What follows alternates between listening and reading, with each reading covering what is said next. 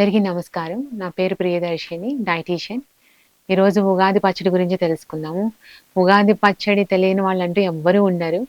So, అన్నీ అన్ని సంస్కృతుల వాళ్ళు కూడా ఉగాది పచ్చడి అనేది చేసుకుంటారు. బట్ ఏంటంటే ఒక్కొక్క రాష్ట్రంలోనే ఒక్కొక్క పద్ధతిలో చేసుకుంటారు. బట్ ఏంటంటే ఏ రాష్ట్రాల వాళ్ళు చేసుకున్నా సరే దాంట్లో ఉగాది పచ్చడిలో వేప పువ్వు అనేది కంపల్సరీగా ఉంటుంది. మిగతావి వేరేవి ఇంగ్రీడియెంట్స్ అవి డిఫరెంట్‌గా ఉన్నా సరే, బట్ వేప పువ్వు అనేది కామన్‌గా అందరి ఉగాది పచ్చడిలోనే ఉంటుందనమాట. సో, ఈ వేప పువ్వు కానీ, లేకపోతే దాంట్లో వాడే పదార్థాలు చింతపండు, బెల్లము, తర్వాత అరటిపండు, పుట్నాల పప్పు ఇలా 6 రకాలు వాడతారు. కొంతమంది 9 రకాలు వేసుకుంటారు. సో, దీనివల్ల ఏమవుతుందంటే కొంచెం తీపి, పులుపు అన్నీ ఉంటాయి. అదేంటంటే కొంచెం మనం ఫిలాసఫీలోకెళ్తే కనుక బాధ, ఆనందం ఇవన్నీ కలిసి ఉండాలంటారు.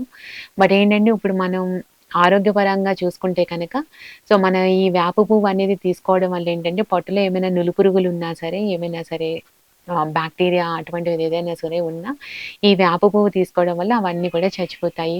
మంచిగా పొట్ట కూడా బాగా శుభ్రపడుతుంది. సో, దీంతో పాటు ఏంటంటే బాగా ఇమ్యూనిటీ అనేది పెరుగుతుంది. సో, బెల్లంలో మంచిగా ఐరన్ అది ఉంటుంది. తర్వాత పుట్నాల పప్పు మంచి ప్రోటీను, తర్వాత అరటిపండు అనేది ఏంటంటే బాగా పొటాషియం అది ఉంటుంది. పొటాషియం, మెగ్నీషియం అని ఉంటుంది. సో, మీరు ఈ కాంబినేషన్‌లో తీసుకోవడం వల్ల ఏంటంటే ఆహ్, అన్ని రకాల పోషకాలు వస్తాయి. దీంతో పాటు ఏంటంటే ఇది వ్యాధి నిరోధక శక్తి కూడా బాగా పెరుగుతుంది. సో, ఏమైనా ఒకవేళ లోపల ఏదైనా సరే వేస్ట్ సబ్స్టెన్స్ చెడు పదార్థాలు ఏదైనా సరే పొట్టలో ఎక్కువగా ఉండడం అన్నా సరే ఇదంతా కూడా క్లియర్ అవుతుంది. సో, ఈ ఉగాది పచ్చడి ఉగాది రోజే కాకుండా మనం ఏంటంటే ఈ వేప పువ్వు ఉన్నన్ని రోజులు కూడా మనం వారానికి ఒకసారో లేకపోతే కనుక ఈ వేప పువ్వు అనేది రకరకాలుగా వాడుకోవడం వల్ల కూడా చాలా మంచిది.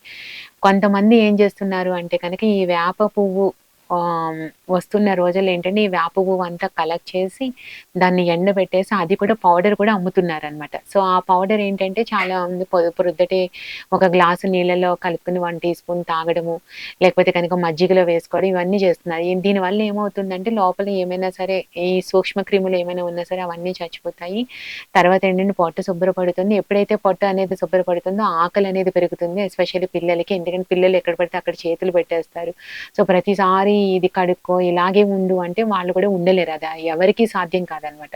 సో, అలాంటి వాళ్ళకేంటంటే మనం ఆహ్, ఈ వేప పువ్వు కానీ, వేప పువ్వు చేసిన పౌడర్ కానీ ఏదైనా సరే మనం ఈ పాలల్లో కానీ, లేకపోతే కనుక పాలల్లో వేసిన దాంట్లో బెల్లం కాంబినేషన్‌లో కానీ, డేట్స్ పౌడర్ కానీ, ఖర్జూర పొడి కానీ వేసి చేసుకోవచ్చు. సో, ఏంటంటే ఎట్టి పరిస్థితుల్లోనూ కూడా కంపల్సరీగా పిల్లలకి ఇది అలవాటు చేయాలి. వేప పువ్వు పచ్చడనేది. ఒకవేళ తినలేదు, తీసుకోవడం లేదు అనుకున్నా సరే అట్‌లీస్ట్ దాని గురించి ఇంపార్టెన్స్ అంటే దాని వల్ల వచ్చే ఉపయోగాలేంటి? అది మనం దేవుడి పరంగా అయినా సరే, లేకపోతే కనుక ఆరోగ్యపరంగా అయినా సరే పిల్లలకి చెప్పి కొంచెం అలవాటు చేయడానికి ట్రై చేయండి. సో, అది 1, 2 చెంచాలు తర్వాత ఒక చిన్ని గ్లాస్‌తో ట్రై చేసి మీరు అలా పెంచుకుంటూ వెళ్ళొచ్చు. దాని మీద ఇష్టం ఉండేటట్టుగా మీరు పిల్లల్ని కూడా తయారు చేయాలి. ఎందుకంటే ఇప్పుడున్న పిల్లల్లో అసలు వేప పచ్చడి ఏంటి? అబ్బో! వేప పువ్వు తినాలా? చేదుగా ఉంది, పుల్లగా ఉంది ఇలా రకరకాలు వస్తున్నాయన్నమాట. సో, దాని గురించి ఏంటంటే మీరిప్పుడు అరటిపండనే కాదు దాంట్లో ఇప్పుడు గ్రేప్స్, ద్రాక్ష పళ్ళు తర్వాత ఇంకా మామిడికాయ ముక్కలు అవన్నీ వేస్తారు కదా! సో, ఇవన్నీ కాంబినేషన్‌లో ఏంటంటే కొంచెం మీరు బెల్లం గానీ, లేకపోతే గనక కొబ్బరి తురుము అది ఎక్కువ వెళ్ళినప్పుడు ఏంటంటే దాని చేదు అనేది అంత తెలీదు. సో, అన్ని రకాలు ఉంటాయి కాబట్టి, సో, పిల్లలు కూడా కొంచెం ఎంజాయ్ చేయగలుగుతారు. అలాగే మీరు చేసేటప్పుడు కూడా వేప పువ్వు పచ్చడి అనేది పిల్లల్ని కూడా ఇన్వాల్వ్ చేయండి. సో, ఇన్ని రకాలు వేస్తున్నాం అమ్మ, దీనివల్ల ఇది టేస్ట్ వస్తది, ఈ రుచి వస్తది, దీనివల్ల ఈ రుచి వస్తుంది. అంటే బెల్లం వల్ల తీపి, తర్వాత చింతపండు ఏంటంటే పులుపు, మామిడికాయ ఏంటంటే మామిడికాయ మళ్ళీ పులుపు. తర్వాత ఈ ద్రాక్ష పండు కానీ, అరటిపండు కానీ తీపిదనం కోసం, వేప పువ్వు చేదు. ఇలాగ ప్రతి దాని గురించి దాని యొక్క ఇంపార్టెన్స్ అంటే దాని యొక్క విలువని పిల్లలకి చెప్తూ, పిల్లల్ని ప్రిపేర్ చేసేటట్టుగా మీరు ఎంకరేజ్ చేస్తే, వాళ్ళకి కూడా దాని గురించి ఇంపార్టెన్స్ తెలుస్తుంది. తర్వాతేంటి వాళ్ళేంటంటే మళ్ళీ సంవత్సరం ఉగాది వచ్చినప్పుడు వాళ్ళు కూడా ఇంట్రెస్ట్ చూపిస్తారనమాట తయారు చేయడానికి కానీ ఏదైనా సరే.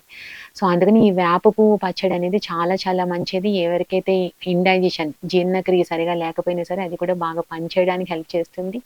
తర్వాత ఆకలనేది అంటే లోపల సూక్ష్మక్రిములు చనిపోవడానికి హెల్ప్ చేస్తది. అన్ని రకాలు ఉంటాయి కాబట్టి కొంచెం ఇమ్యూనిటీ అనేది వ్యాధి నిరోధక శక్తి అనేది పెరుగుతుంది. ఇన్ఫెక్షన్స్ అనేవి రాకుండా ఉంటాయి.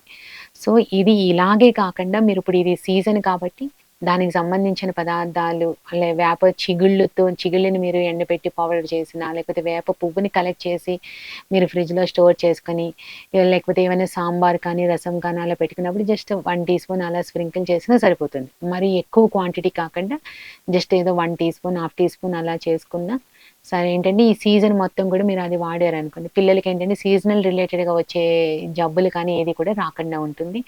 పెద్దవాళ్ళు కూడా ఆరోగ్యంగా ఉంటారు. సో, ఇది ఈ పచ్చడనేదేంటంటే వేప పువ్వు కానీ రకరకాల ఈవెన్ షుగర్ పేషెంట్స్ కూడా తీసుకోవచ్చు.